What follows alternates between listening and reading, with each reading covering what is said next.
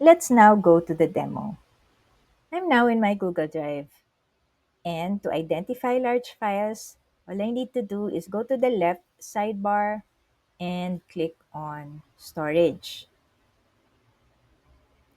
And then you will see that all the files that I have been arranged from largest to smallest. So now you can review which ones you can already delete from your drive and the ones that you need to keep.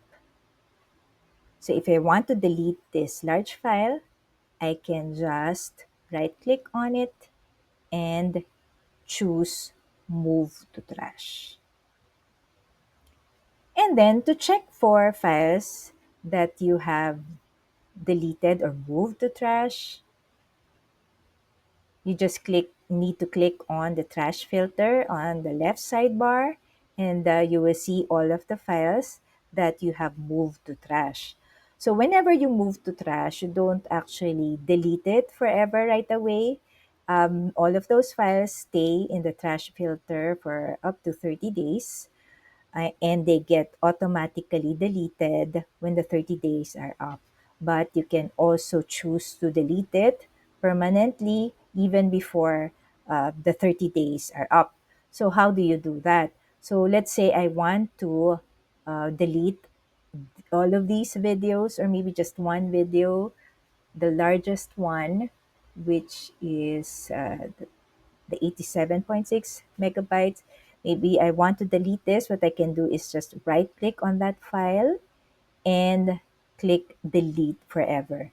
If you decide that you want to restore the file actually, and to be able to put it back into your drive and not in the trash filter, you can just click on restore and it will go back to your drive.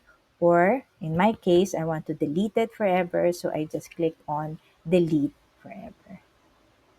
And of course, a pop-up window asks you if you're sure if you want to delete this, because it will be deleted forever. So if you're really sure, you can just click on delete forever. But if you're not sure, you can just click on cancel. Let me cancel it for now.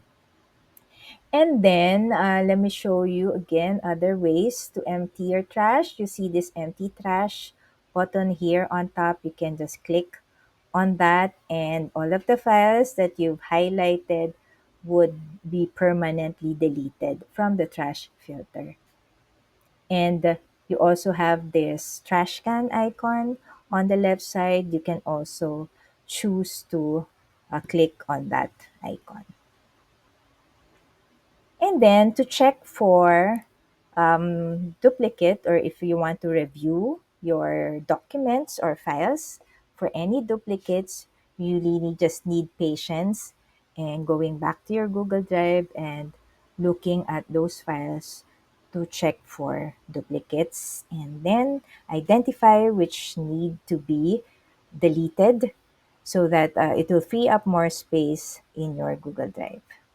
It may be tedious to clean up your workspace via Drive, especially when you've had the account for a long time and you haven't really organized or managed it well. But if you want to easily find files and be able to maximize your storage, regular cleanup and decluttering are a must. Thank you. That's it for this video. I hope you learned something about better managing your Google Drive storage. Bye!